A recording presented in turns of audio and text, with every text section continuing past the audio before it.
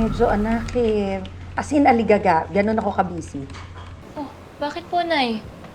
Sasama daw kasi ako nung boss ko sa isang party, kaya kailangan matapos ko muna itong mga ginagawa ko.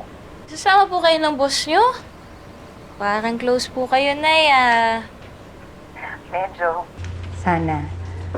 Alam mo, anak, ang babait kasi nila eh. Alam mo ba, next week, ipapakausap niya ako doon sa asawa niya. Titingnan kung may maitutulong sa kaso ng tatay mo. Talaga po? Mukhang mabait nga po sila, Nay. O ikaw, anak, may lakad ka ba? Ah,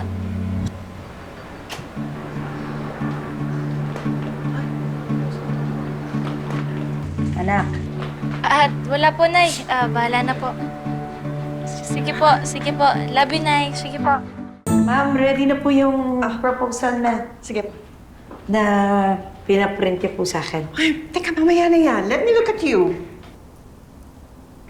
Wow! Marami pong salamat.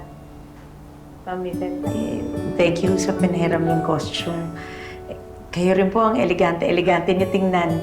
You know, we should do this more often. We should dress up and we should go out, not just when it's someone's birthday. Naku, ma'am, kayo na ho yan.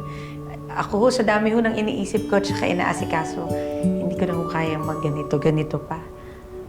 Which is why you deserve nights like this. You know, you work hard. You carry so much. Even joy needs to be scheduled sometimes. Ikot ka nga ulit. Ikot ka. Ang ganda po ng costume. Pero, parang may kulang. Kulang pa ho. Ang kintab-kintab ko na nga ako eh. Marika, okay, hold on. There you go. Here. Naku, ma'am, okay ho. Eh baka ho mawala ko ba yan? Hindi niyo na lang ho, mas bagay ho siya sa inyo. Ma'am, sa inyo na lang ho. Hindi, look at it. Look at you. Sa inyo na lang ho. Hindi, marami ako niyan sa sasakyan. See? It fits you perfectly. Naku, Miss Yvette, thank you ha.